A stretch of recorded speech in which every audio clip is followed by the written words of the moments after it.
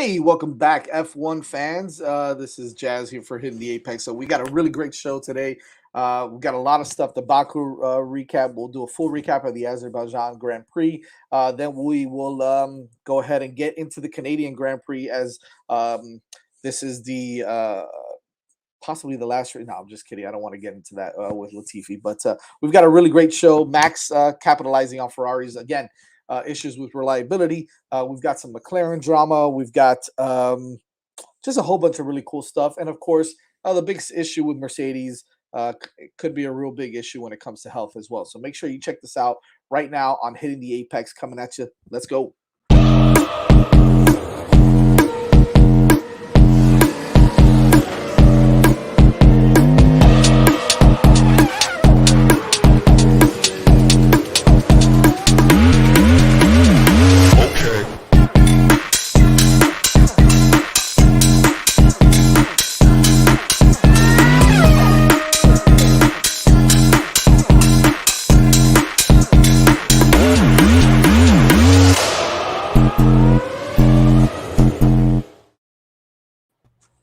I almost started some unnecessary drama there. I almost mentioned Latifi being Latifi's last race. I'm so bad. I'm so bad. God. I couldn't hold it. But we should bask in the glory of it being simultaneously Latifi and Stroll's home GP. I know. You don't get those. I mean, these moments of magic are going to be fleeting because it's such a depressing week to be a Canadian. This is the best they have to offer. We don't have an American driver conversation is less depressing. It's less depressing than Canada being left out too. We need Andretti to speed things up, man. I don't know what's going on. It's like, go Lewis Hamilton. Yeah, right. Welcome back to Hitting the Apex, joined here by the pit crew. Vish, Nick, and the lovely Moni is back. Hello, everybody. Oh, Manny is in the background on the ones and twos as well. So shout out to him. Moni, look at Jack's already ready to go. I think he had one. He had that one ready, bro. Just Moni, can you clarify for the audience that you are very busy and so occasionally you can't make it, and we are not. We've been accused of some shenanigans here about like you got to bring Moni back. What are you doing? By the way, she's the only legit journalist out of all of us. I know. That's the thing. Sometimes my work it just abuses me a little bit, and I have to sadly step out. But it's not it's no type of vendetta. No, I promise you, we're all friends here. We're safe. Most of the time, at least, right? Yeah, let's not get carried away here. We didn't fire Moni or tell her not to come. That much we can all commit to. we wouldn't friends. I mean, what's happening here? Oh man. Listen, we definitely want to recap a little bit of Baku, the Azerbaijan Grand Prix. But we've got so much to talk about today. We've got the Canadian GP. We've got drama everywhere we go. We've got Mercedes putting their drivers in harm's way. We've got Ferrari that apparently is doesn't know how to build an engine now. We've got Max just saying, okay, I mean, listen, I'm just going to go ahead and destroy all of you.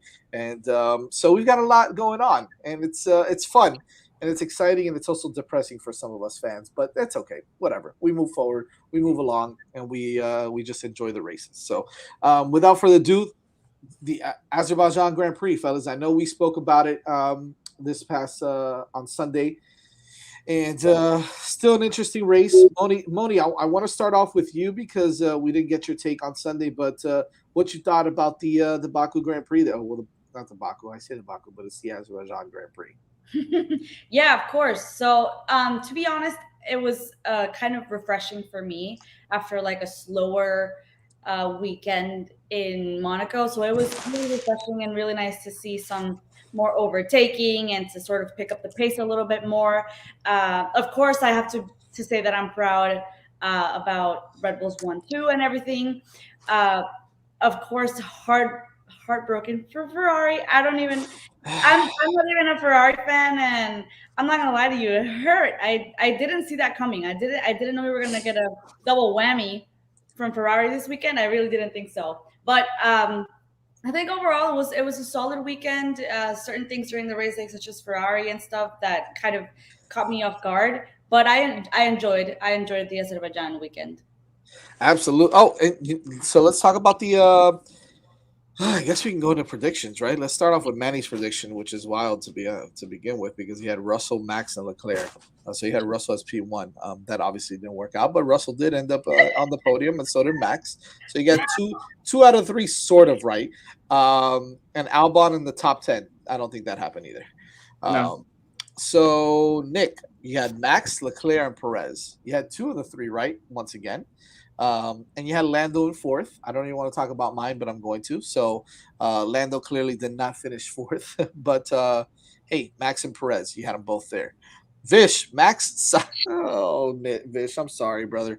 Max, Sainz, and Leclerc, which obviously was going to be further from the truth there. Actually, my surprise prediction might have been even worse. Nick scores points. Yes, I don't even. I mean, not just did he did technically finish, but Manny, if you can scroll, I don't know if your computer will actually scroll down far enough to get there, but if you scroll down, there he is. There he is. After the DNFs, he did beat Latifi, and that is it. And you can't see the time deltas here because they all got lapped, but he is very far behind Tsunoda. And the only reason he beat Latifi is Latifi managed to get penalized before the race started, and then get penalized again during the race. So Latifi. Latifi pulled up to his pit box incorrectly and had to push him back after the time allotted where they're allowed to touch the car. So that's why he got penalized before the race even started.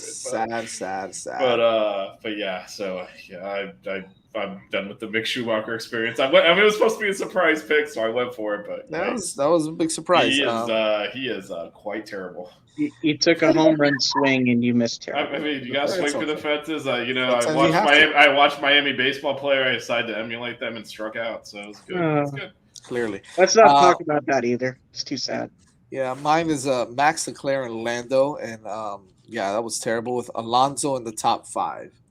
I don't know if I got. I know Alonso. He didn't get top 5. You didn't get top 5, but you weren't that far. That was definitely the closest. Seven. Yeah, that was the closest surprise pick. The closest surprise. Yeah, everything else was terrible. Moni, we didn't have your picks here, but next. I mean, we can guess that it probably would have been Max and Checo as the top 2 in some order. Checo, and Checo? You guys are wrong. You guys are wrong. Actually, you know what? I actually debated mine a little bit. Debated them to myself, of course, because I wasn't present to prove you guys wrong. No, I'm kidding. But I had Max first, just because I don't think he could afford to not get P1, especially after ending like P3 in Monaco and Checo getting P1. I just thought I can't see Verstappen going for any other position this weekend, so I just put him first. Then I had Leclerc, so that's great, or not.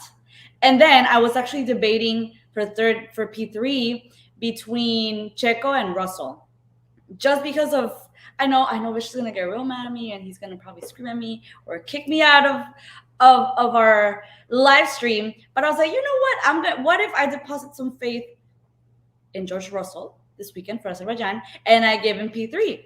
And I'm like, no, never mind. I don't think so. You know what? I trust Checo to groove more. So I went with Checo, and guess what? I was outguessed. He said, no, baby girl, I'm not going third. I'm going second just for you. So it wasn't all Checo, but you know where I'm coming from. It wasn't all Checo. There was some issues with Ferrari, which we should probably get into a little bit. That's another thing. It was pretty much handed to them in a silver platter.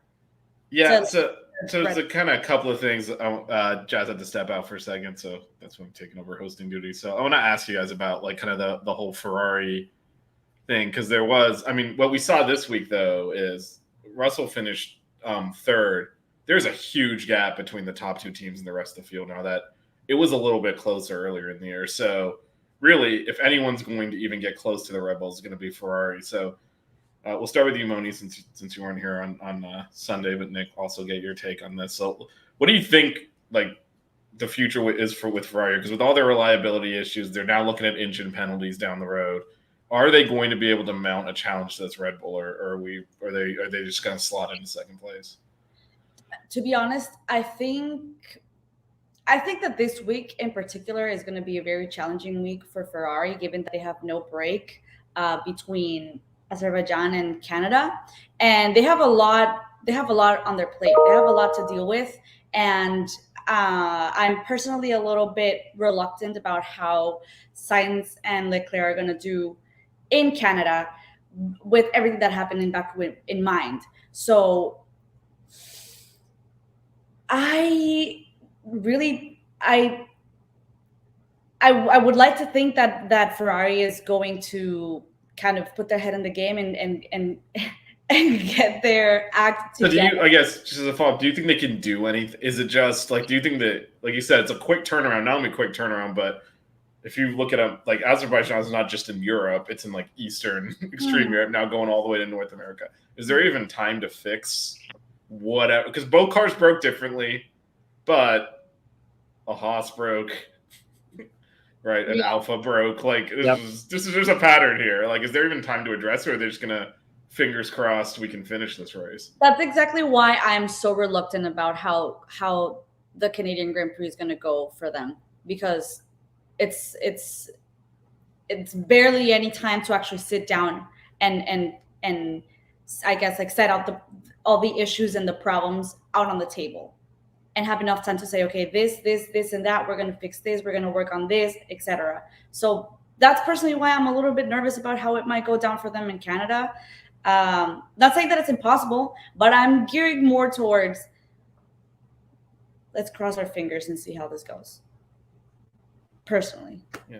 Nick, you have thoughts on it?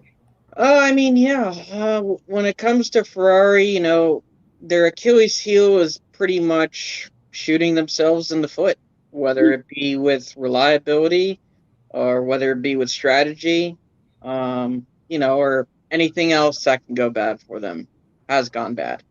But, they're still, like they said, they still have a chance to come back, because of a couple of Red Bull DNFs early in the season, and also the fact that they've won some races and they've had double podiums a couple of times also. So I mean, there's still a chance that they can come back. This weekend, I doubt it. I don't think it would be possible.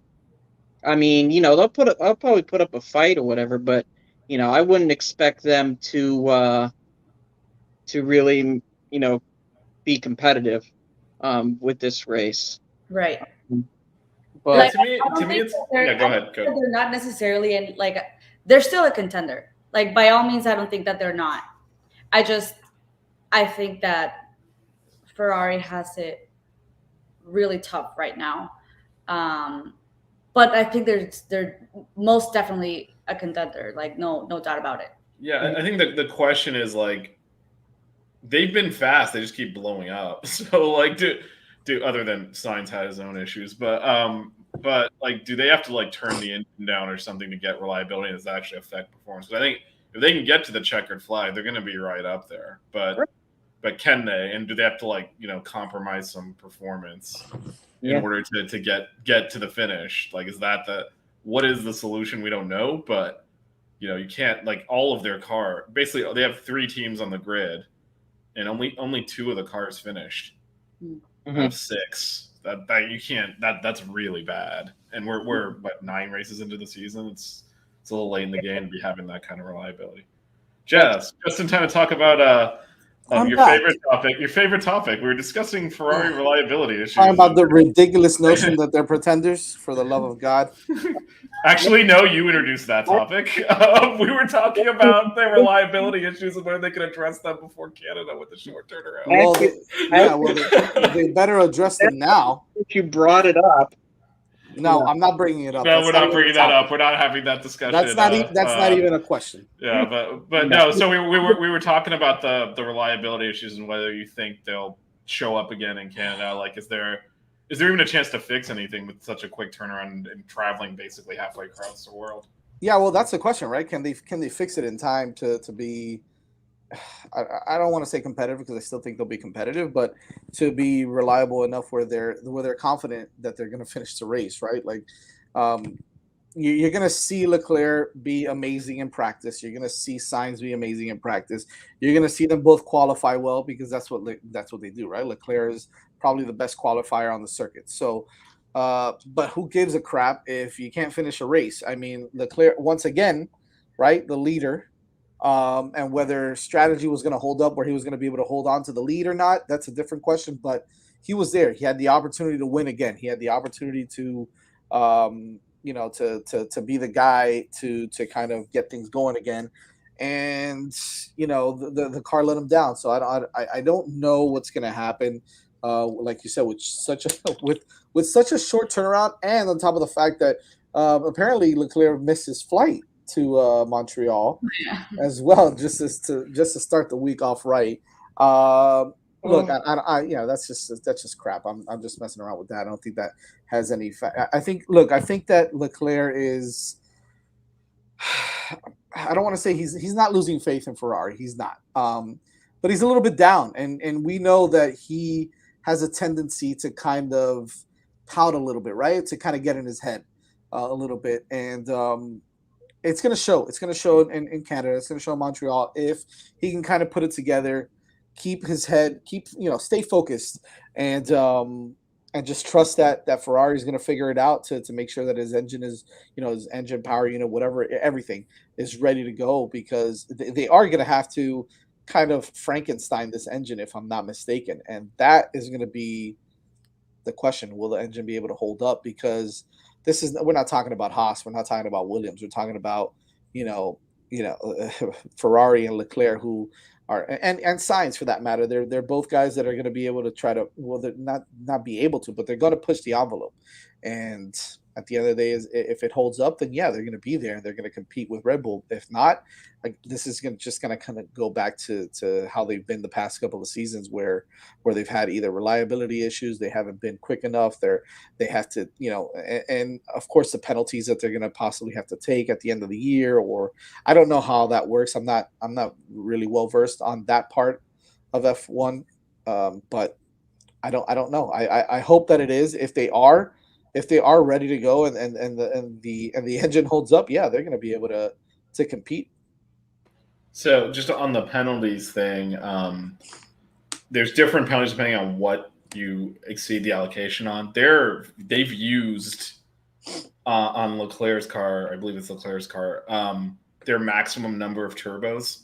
So if they have to change the turbo again, it's a 10-place penalty for that one.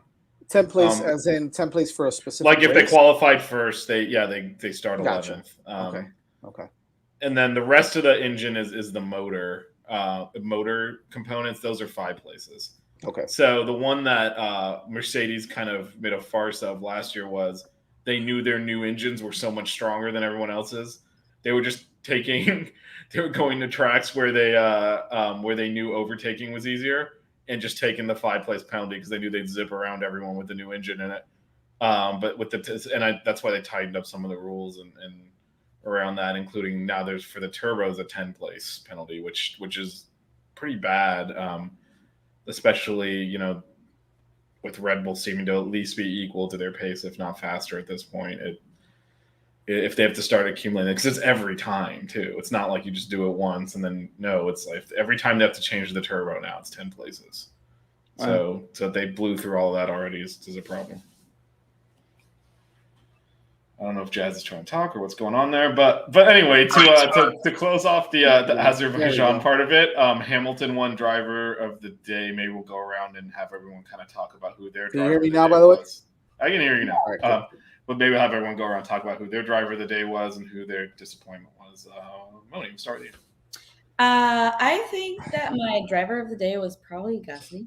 I'm not gonna lie. I think he had a very interesting, solid weekend. He pleasantly surprised me. I think he performed well, and his outcome in the race for Gasly, I think it was good, above average at least. And I think my disappointment, more than a driver, it would have to be Ferrari, just because of the double DNF. That one hurt. That one really did hurt here. And I'm not even a Ferrari fan. So pray for you, Jazz. Thank you. I appreciate that. All right. Nick? I'll stick with my team, and I'll go with Ricardo finally finishing in the top 10. Hey. And also finishing ahead of Norris, because there's no controversy in how that was. We'll get to that in a minute. Oh, yeah. But yeah, I mean, the fact that Ricardo started outside of the top 10, was able to work his way into the top 10 and get some points from McLaren after he had been like pointless for the past, I think, at least 2 races, maybe even 3, was good. Was good for him. So I'm glad he was able to at least come back and have some fight in him. Am I next? Nope. You are in the Brady Bunch We're square, right? We're going this way. Yeah. All right. Down there. I actually agree with Moni. My driver of the day was Pierre Gasly. I think he drove a hell of a race. I think he looked really good. He looked, that Red Bull was performing really well. I wanted to go with Lewis Hamilton. I just feel like that 3rd and 4th was so far behind the Red Bulls that whatever. So at this point, I think I love what Gasly did. I honestly think that he's one of the better younger drivers. I think I might be in. Someone might agree with me on this. I don't know if I'm right or not, but I feel like Gasly is a better driver than George Russell. And I know that they're a little bit different in age. I think Gasly might be a little older, but they're still young drivers. I like Gasly. I think Gasly's a hell of a driver, and I think he did great. Yeah, the disappointment for me was Nicholas Latifi. No, I'm just kidding. It's definitely just the Ferraris as a whole. The DNFs by those 4, by the Alfa Romeo, the Haas, and the 2 Ferraris. So I think it's disappointing to see Zhou Guanyu was driving really nice. He had a good weekend altogether, and for his car to kind of fail on him as well was a bit of a disappointment. So I like what I see out of him, and hopefully if that Alfa Romeo can kind of can hold up a little bit, I think he could be more competitive during the second and third parts of the season. Yeah, and then for me, driver of the day, I have Vettel. Even though he did screw up that one time, I was very impressed with his quick 360 and back to rejoin, only losing a place, because that was impressive. Yeah, that was really impressive. But he seemed on it the whole weekend. I mean, obviously it's Stroll as his teammate, but massive gulf in qualifying. He's into Q1. Stroll, I believe, was out in he's into Q3. I believe Stroll was out in Q1, but he was they're driving the same car, and it's probably the largest gap between the 2 drivers that we had this weekend. So that's what impressed me. And then disappointment, AlphaTauri. You can't duct tape together an F1 car, man. What are you doing? Oh my God. That's embarrassing. When I tell people why do we watch Formula One? Yes, thanks, Manny. No. When I tell people why do we watch Formula One, it's look, some of the other sports have more overtaking and all that, but I mean, what do you do? Pinnacle. What do you do at that point? This is the pinnacle of motorsports. It's the height of engineering. This stuff rivals NASA, and then this. What do you do at that point, though? You retire the car. He finished out of the points. The race was over. It was way too close to the end. I guess. Not to mention what they were taping shut was his DRS. So who was he going to overtake? Yeah. What were they just retire the car at that point, man? That race is over. Correct me if I'm wrong, but Max's DRS wasn't working towards the end either, right? Well, they told him to stop. They told him not to use it. Whether it was working or not, it didn't matter. He was so far ahead of everyone. True. But at that point, Tsunoda dropped out of the points. Yeah. And sometimes person goes in for a mechanical thing towards the end, they'll put them back out there because you can still get data on the car. What kind of data are you getting with the rear wing duct tape? Sure. Come on, just retire that car. Great opportunity for a Flex Seal endorsement. I know they could have brought that out there. Good idea. Flex tape would have worked, man. It's waterproof too, and you could have slapped that thing on there. So, oh man, I never thought I'd see the day, man. I never thought I'd see the day. This height of engineering masterpiece. Duct tape, baby. Duct tape right there. Yeah. We can kind of go over the. Did you go over the overall standings and all that already, Vish? overall standings in the Nope. constructors and the drivers. So let's real quick, Manny, if you could post that real quick, the overall standings in each one in the constructors and the world championship. Looks like this is the world. Okay, I'm kind of blind. So here we go. So you got Max, of course, leading with 150 points. Right behind them is Sergio Perez, down by 21 points. Who's having his best season, obviously, as a driver, but he's driving really well. Charles Leclerc now is in third place in the World Championship. And listen, George Russell's not too far behind him, only 17 points behind them, and rounding out the top five with Carlos Sainz, Lewis Hamilton, Lando Norris, Bottas, Ocon, and Gasly round out the top 10. So those top three or four are still pretty close. I mean, obviously Max is light years ahead of everybody for the most part, but Sergio's right there. Hey, if I don't want to, I'm not putting this out there in the world. I'm not. But if there's a DNF by Max and Sergio wins another race, he's the points leader. Like, you're putting it out there right now. What are you talking about? I'll put this out there. Checo ain't getting near this championship. So there's that. I don't know. Like, how can you say that though, considering everything? Because he's significantly slower than Max, and how many? But that's why I said. But that's why I said if there's a DNF, if Max has like his third DNF of the year, therefore Checo can. By the end of the year, the only way it's going to be close is if Checo is sabotaging Max's car on a weekly. You don't think that could happen? You don't think there's another DNF in the making? There could be a DNF. It won't matter long term. Well, no, it won't matter long term, but. What are we talking about then? Because it'll make it interesting. It'll be fun to see if that guy right there does another backflip into a pool. The most interesting thing would be a DNF and Leclerc winning, because then you might actually you'd have a much better chance of a championship. I mean, to me, this week was Max just saying, after Monaco, everyone's like, oh, maybe there's a championship race. What he did to Checo. Look at the gap. He beat him by 20 seconds. Yeah. Like, I mean, he's just like, yeah, I'm going to show you how to drive this car. This was Max kind of reasserting his dominance. Sneezing so much today. Jesus. All right. Get back to it. And then the constructors is what it is, right? Red Bull just dominating the. Yeah, I will say because of the reliability issues, the gap between, I mean, Mercedes is never going to keep up with Ferrari, but the gap there is closer between Ferrari and Mercedes than Red Bull and Ferrari, which is yikes. Yeah, I know. Now, I'm telling you, Ferrari's gonna have to get back in it this weekend in Montreal if they want to be able to make it a race, an actual legitimate race. So we'll see what happens there. Moving forward, definitely want to get the resident Mercedes man on this one, because I think that it's a serious topic of conversation. Because we all saw how badly the Mercedes was porpoising, and we noticed when Lewis Hamilton got out of the car, it looks like he was in a lot of pain and complaining the whole time. What's going on with this porpoising? Are they sacrificing driver safety and driver health just to try to be as competitive and as fast as they can be?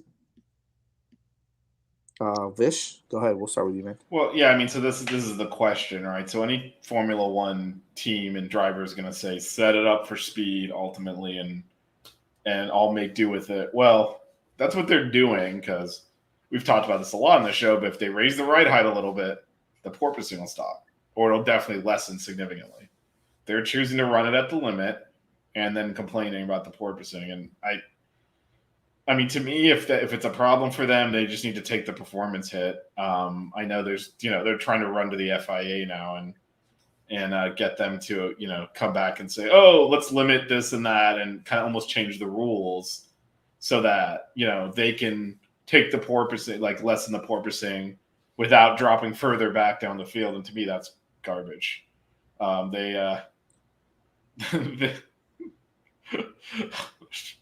Jack is just throwing me off, but as usual. But okay, it's not just me. Moni found it funny too. Jack's a comedian over here. Anyway, so to me, like that's kind of the debate going on, and Christian Horner I actually agree with, which is not a comfortable position for me to be in. But he said, that's they designed the car, they screwed up their design. Why are we changing the rules to help them? Like Red Bull doesn't have this problem. They all have the same rules. So to me, it's on Mercedes to fix it.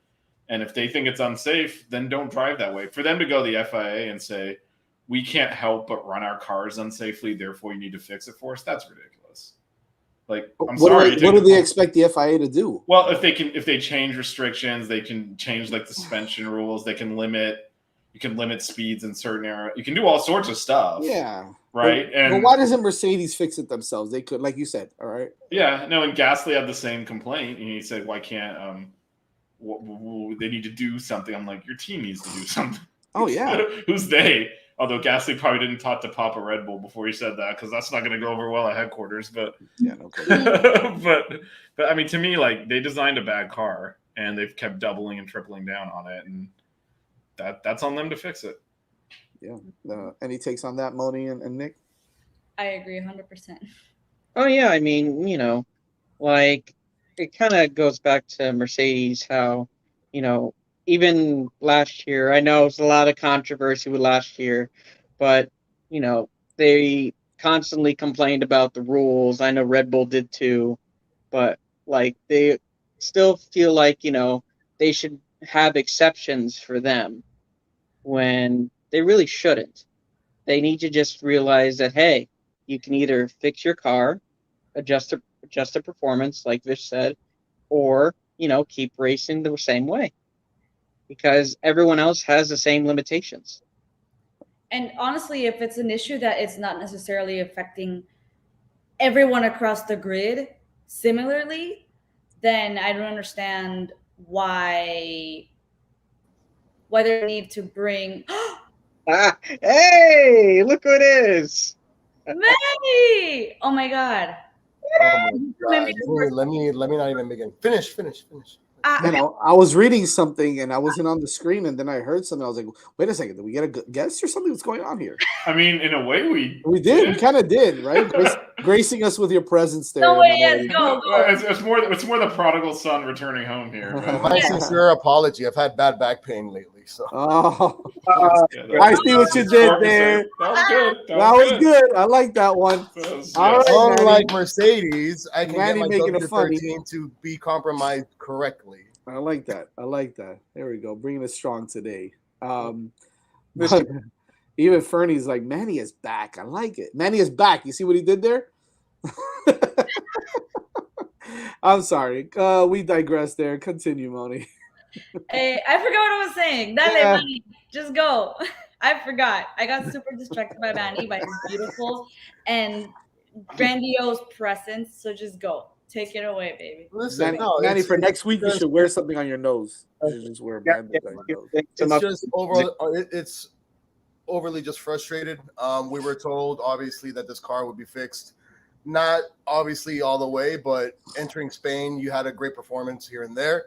Obviously, Hamilton just, like, if you want to keep saying George Russell has good luck, Lewis Hamilton has had bad luck.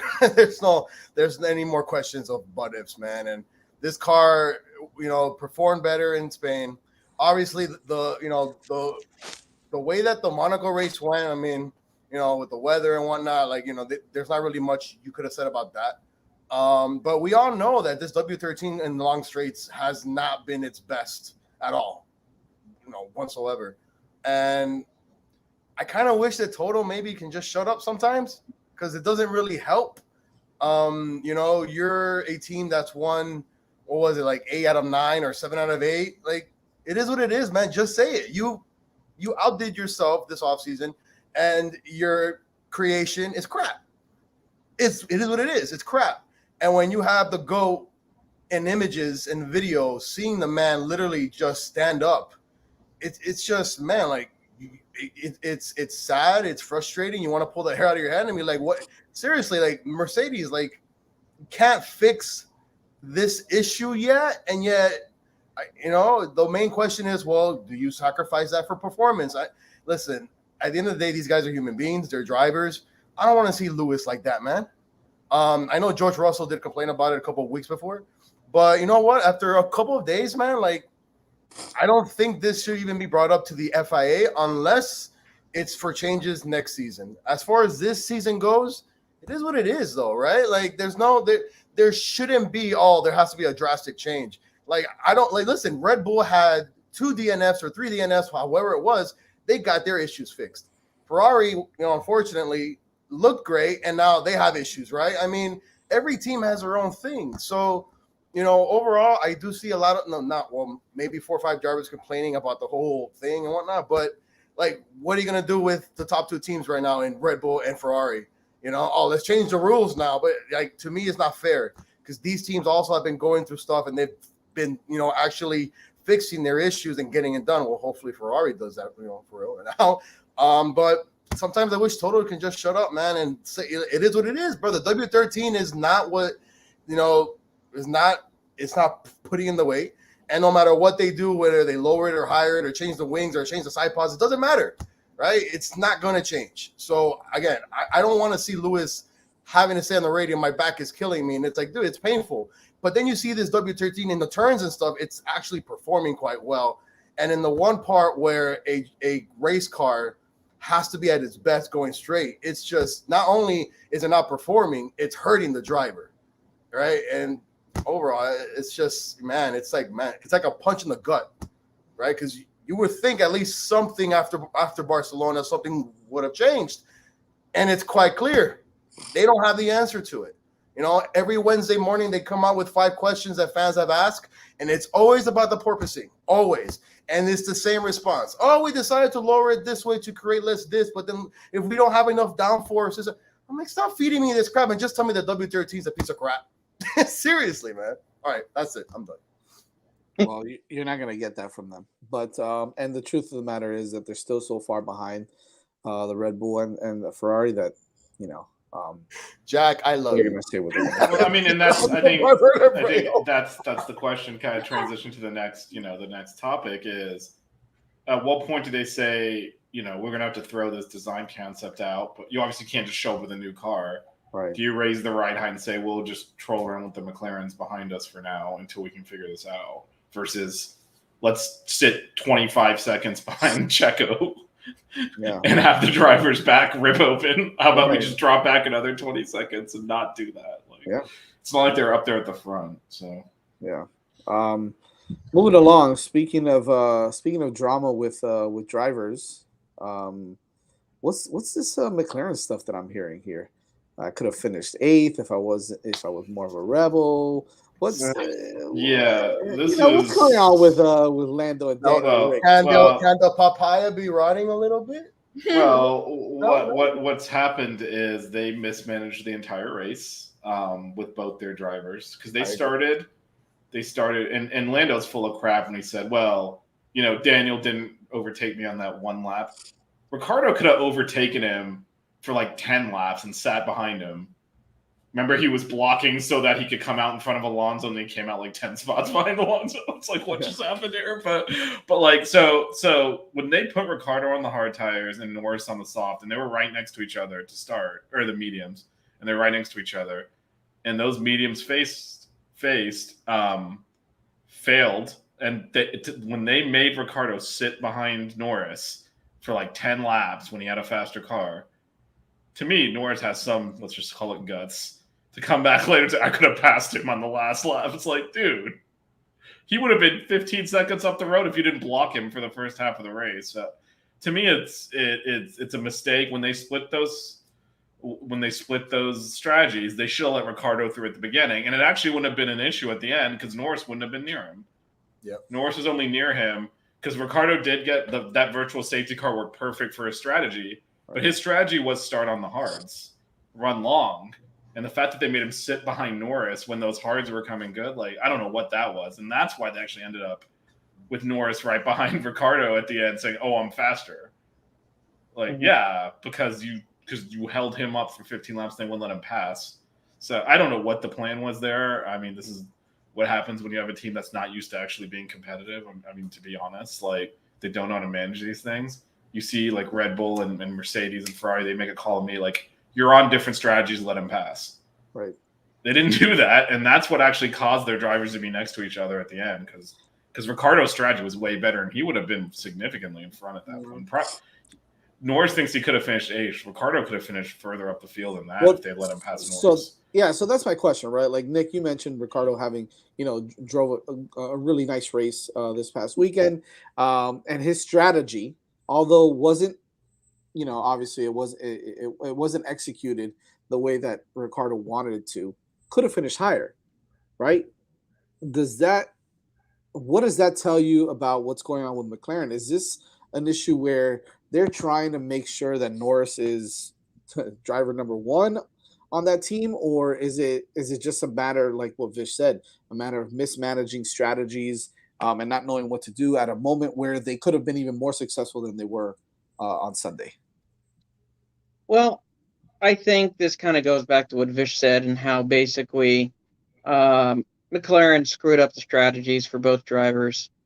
And the fact that, they were still able to both be in the top 10 at the end of the race, they're just like, okay, let's not have our racers, or our drivers potentially knock each other out of the race by trying to, battle each other for 1 point. Let's just take the points and move on to Montreal. And I feel like, especially since they screwed up the strategies, I feel like that was probably just, their best option to make sure that they at least got points for both drivers. Yeah, no, hands down. And by the way, yeah, Fernie, you're right. We've discussed this already. Red Bull is definitely the most prepared, the better prepared team out of all of them, and that's why they're the leaders in the drivers and the constructors. So, Moni, any thoughts on the McLaren drama, the McLaren soap opera? No. No, So honestly, that's all I got to say. That is a very dramatic no comment. That was very, very soap opera-ish of you. yeah, I have to like add. I have to add. I don't know if we had like some background music, some soap opera music, Manny, we could do it when Moni talks sometimes. The Spanish novelas, that little background stuff. That would be awesome. And then she goes, Let's do it. No. I'm about to make it happen, you guys. A little extra production, but I'm there. That's awesome. That's awesome. That's your track. Oh man, that's funny. Moving it right along. That one's better. Moving along. Let's talk a little Canada, a little Montreal. The Canadian Grand Prix gets going this Friday. And listen, let's get your takes on how you guys feel about the Canadian Grand Prix, the home race for the top two drivers on the circuit, Lance Stroll and Nick Latifi. How do we think that's going to fare? I'm just kidding. First Grand Prix, 1978, number of laps 70, so one of the longer ones. Not the longer ones, but the most laps. Lap record it's 4.3 kilometers, so lap record is a minute 13, which is significantly fast. And I really think that now, just looking at this track, listen, if Red Bull doesn't come out on top on this one, I don't know what the hell happens, because this is just full of a lot of straights, not too many corners. This is a race made for Red Bull. Am I right? Yeah, the back-to-back DRSs too. Sector 3 and then down the back stretch there is like you said, that should be their power on the straights. They should be very strong there. They should be. What do we need to know about this track here? Oh, as far as the tires are concerned, they are going to go with, and I should, for some reason, my computer's loading this and it's taking forever, but you guys probably have it up already. As far as what tires are tire compounds they're going to go with on this one, but it looks like they are going to go with the C3 to C5, C3, C4, and C5. Again, another race where, going with the softs is probably going to be very beneficial to a lot of these teams, but we all saw in this past race in Azerbaijan with the straights, a lot of the teams use the hard tire. Talk to me a little bit about that, guys. If anybody has kind of their take on why they went with the harder tire as opposed to the softs. Is there a strategy that kind of warrants to do that as opposed to, straight up go with softs on this? Well, so a couple of things on this. They keep and they keep picking the softest range, which kind of what the byline says there. So the hard is actually like the middle of the overall tire compound. So the torpedo. We did not talk about Alonso's intentionally driving off to cause a yellow flag and qualifying, so the cars behind him couldn't set a lap. But that's what Jack is referencing. But Bro, for this Fernando race, Alonso is getting more enemies weekly than anything I've ever seen. the whole grid hates him anyways. He's probably like, forget this, doesn't No matter. kidding, But for this, there's a couple of things. Jack touched on this earlier. Montreal's notorious for its high curbing.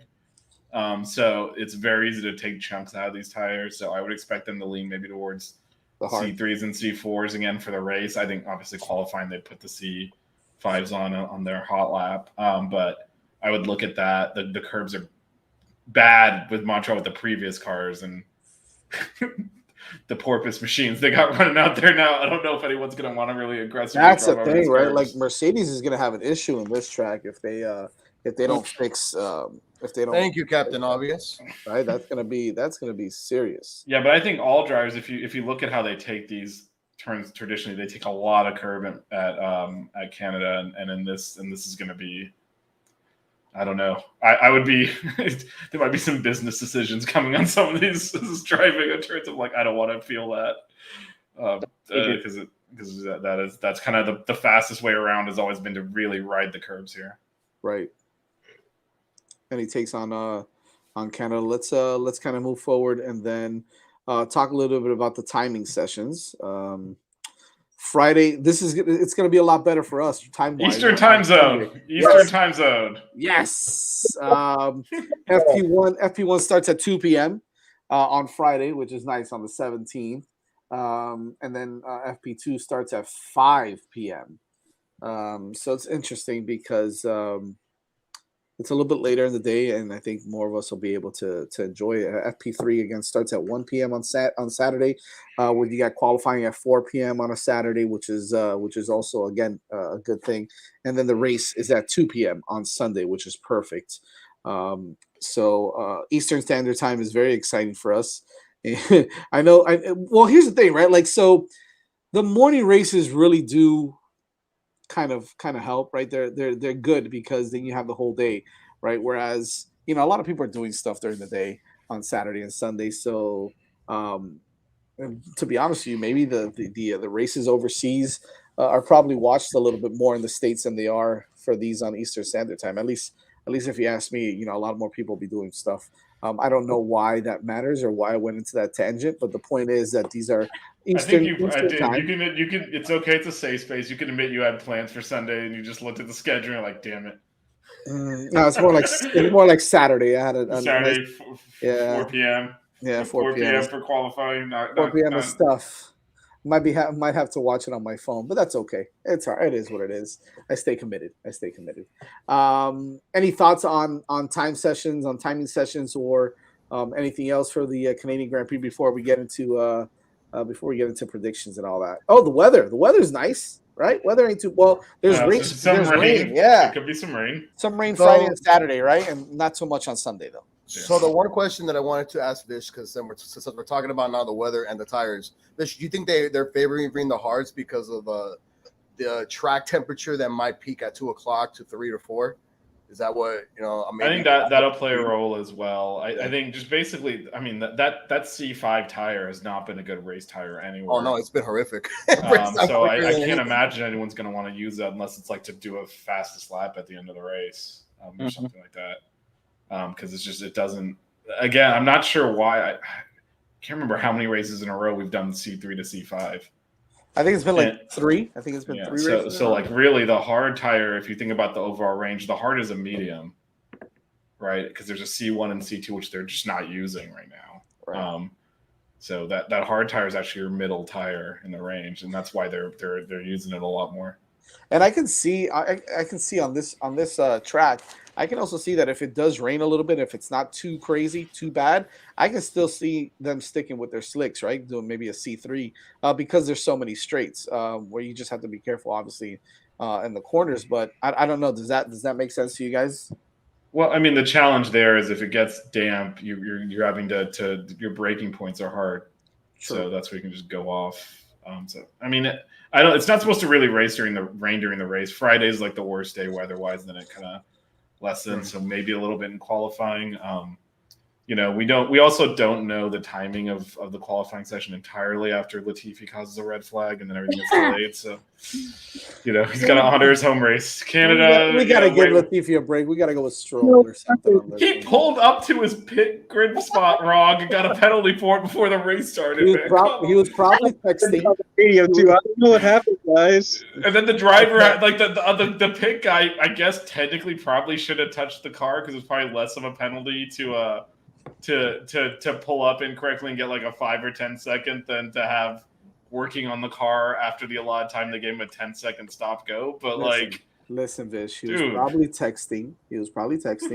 And he went past his. I cannot wait to give my predictions for this race. I will say the other just random. This is completely off. Well, not completely off topic, but I don't know if you guys have the same ad on the Formula One website on the side of the track stuff, but because I totally forgot, AlphaTauri is actually just a clothing brand that the Red Bull organization runs. So there's like an banner ad running of Max wearing a bunch of AlphaTauri clothing. Oh no, I didn't see that. It's so weird looking. He could be the next. He could be the next AlphaTauri guy. I know he is. He is an AlphaTauri guy. Discovered the collection, and he's the face of it. And I was like, why is he wearing? And I realized, it's the same company because they cheat and they have 2 teams. But anyways, let's get into it. Everybody's favorite part is the PCP. Pit crew predictions, baby. Something else too, but we'll go with it. Based on my predictions, I took that as an accusation, Jazz, and I don't like it. Lewis Hamilton may need to inquire about that after this race with the back pain. But anyways, I digress. We'll start off with Manolito on the Canadian GB. That's not happening. No, Nick, go ahead, bro. I mean, I don't understand why not. Because you always go to me first. All right, go first. Put the pressure on me. Yeah, I'm still thinking about it. Okay, Nick. We'll go with Nick first. Jesus Christ. So I'll have Max winning this race. I'll have Leclerc finishing second, but it'll be a distant second. Okay. I'll have Perez finishing third. All right. And, my surprise pick, I will have George Russell not finishing in the top 5. Russell out of top 5. All right. That would actually be a surprise considering everything he's done. I mean, at this point, he has to be just to reverse it up, he's got to be leading the race and then have his engine blow out just to catch up the luck here. Vish, we'll go with you, man. All right, I'll go Leclerc 1. Okay. I'll just roll the dice there. All right. I'm going no blow up. So here we go. Max 2, Checo 3, and then all right, surprise. I'll go. You know what? I'll go the hometown kid, not the other one, but Stroll in the points. Stroll. Okay. Well, all right. Happen. He has finished in the points. It could happen. Yeah, it's not entirely impossible. But so is it really a surprise? Technically, I mean, how many points does he have this year? 3. Not enough. Yeah, not enough not to be a surprise. Manny, are you ready now, sweetheart? All right. So since the first race of the season, Ferrari went 1 and 2. I think Ferrari goes 1 and 2. I'm gonna go with Sainz, Leclerc, and Checo. Oh, Sainz, Leclerc, and Checo. Sainz, Leclerc, and Checo. I should warn you. In addition to curbs, Montreal does have gravel traps. So you leave them alone. You leave that out of it, Vish. Look, I'm just trying to help Manny out here in case he wants to make an adjustment. Listen, I'm going out of the ordinary. What's your surprise? No. I mean, Sainz winning his first race ever doesn't count. What's your hot take here? Surprise. Ooh. I don't have a surprise. I was gonna say that Latifi and Stroll somehow just crash into each other and they both DNF. That's not a surprise. I mean, that I think counts. That would be amazing. Yeah. All right, let's go with that one for the laughs. If both the Canadians run into each other, one Canadian goes to the other one. Listen, bro, this track is too long for both of us. One of us is gonna have to. A Latifi Stroll crash. I like it. I like that. And then Well, Lewis listen, just this- runs into them on purpose to get That out. would be Well, the on most purpose to amazing get out of the thing car. to happen. Latifi's telling Stroll, this might be my last race, bro. I'm crashing today at you, bro. I ain't letting this happen. Listen, that would be the most amazing thing that's happened this season, hands down. That would be Hands one of down. my top 5 favorite F1 moments. Absolutely, Those two doofuses 100%. crash into each other at their home race. Oh my god, that would be so awesome. Canada produced those two Latifi come out drivers. like, yeah. Oh man, Moni, what do you got? Okay. This is a really nice look in a track for me, as you guys can imagine. Mm-hmm. So you know what? I want to go a little crazy, a little bit, and I'm gonna go with Checo first. Oh, First, come on. yeah. I had the picture ready. I knew she was going there. Thank you. I already knew. Not I was surprised. on mute, but I said, "Man, Mandy is on top of everything." But no one heard it because I was on mute. I was Not like, "That was surprising. Good work, Mandy. Not Good work." surprising, Moni, but okay, continue. I'm gonna go for another 1-2 just to see if Red Bull will be able to do that. So Checo and Max, Okay. and then I'm a little torn here. I'm a little torn apart. Let's see. I think I'm gonna go. Where's the music? Where's the music, Manny? I think I'm gonna go Lando. with Sebastian Vettel. Oh, wow. You couldn't leave your surprise for like the surprise? No, yes, my surprise is good. All right, what's the surprise? What's your surprise? Nicolas Ay, mama. Latifi Uh-huh. is going to be in the top 7. And the what? Top 7. Look at this. Literally last whole oil race. And that's my surprise. Nicolas Latifi in the top 7 right here. Right now. I thought my surprises were bad last week because I had Lando finishing 3rd and then Alonso top 5. Wow. Yeah, got Almo. you're finishing 4th, so you weren't Yeah, happy. yeah, you're right.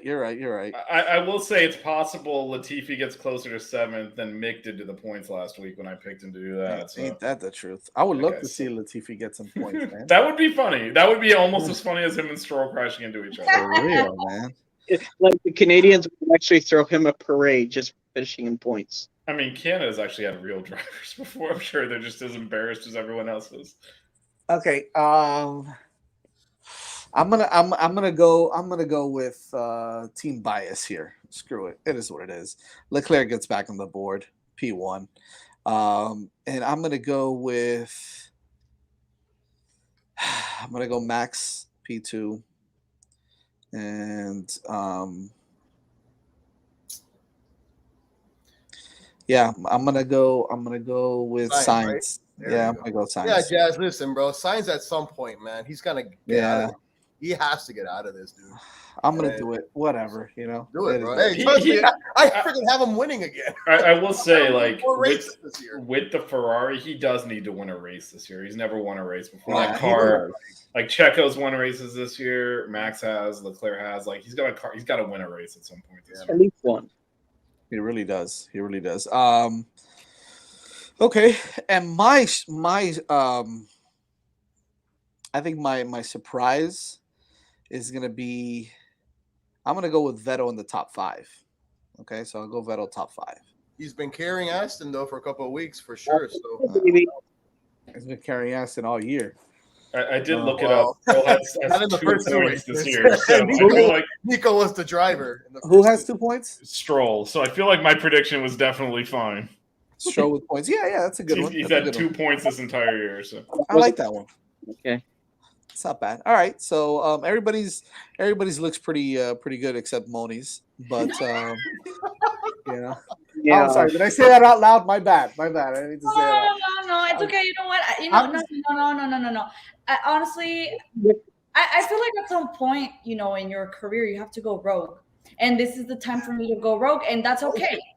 If you don't take risks, you're not growing, right? I get it. Can I just say, you know, to explain my predictions, I've been going rogue.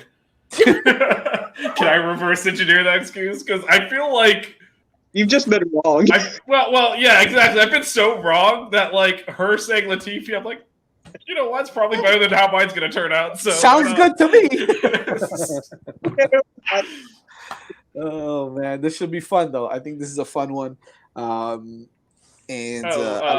forward to it. Before we this is what I was talking about. So this was a little jarring to see Max just in a big AlphaTauri thing.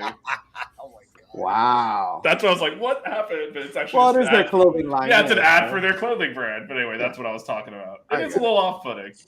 I get it. It's a little off-putting. I don't expect to see that. You don't expect to see that. Like $70 T-shirt from them.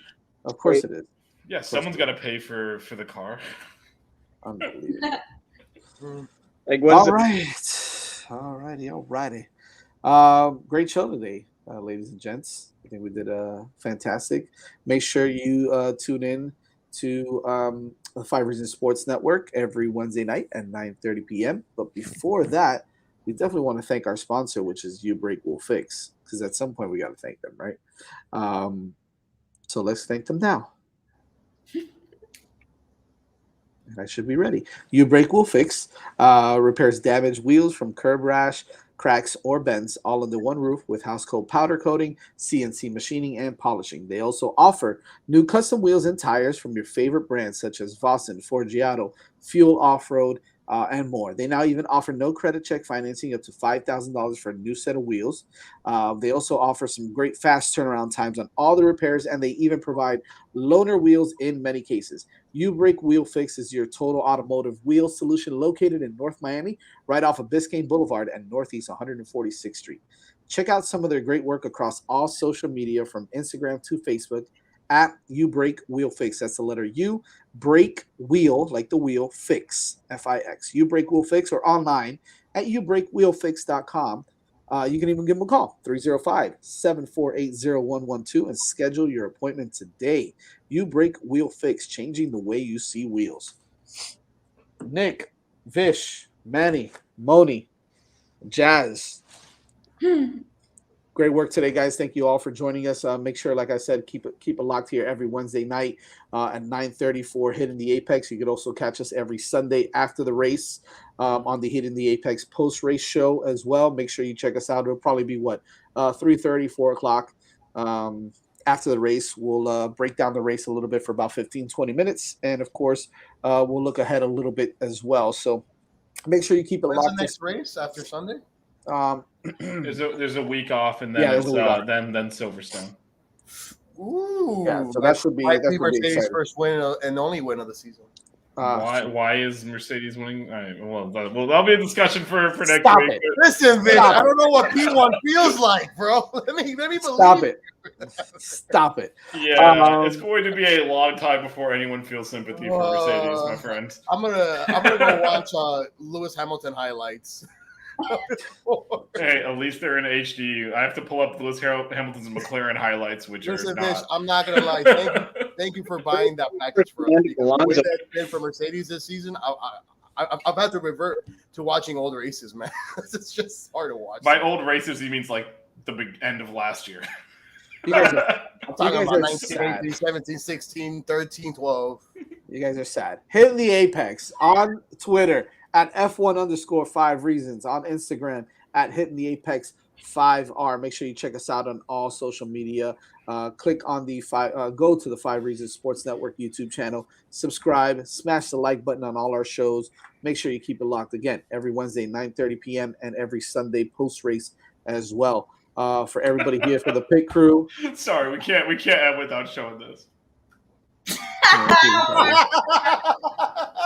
I don't know if they'll take his call, man. I don't know if they'll take his call. That is like, all right. It's gonna be a top 5 comment. You know what? We might have to tell Ethan if he can make a shirt like that. Can Latifah call you? Oh, that'd be awesome. That would be awesome. We gotta talk to Ethan about that one. Thank you guys for joining the show again. You all did an amazing job. Make sure, again, keep it locked. Follow us on social media and on YouTube. And we'll see you guys Sunday post-race. See you guys later. Adios.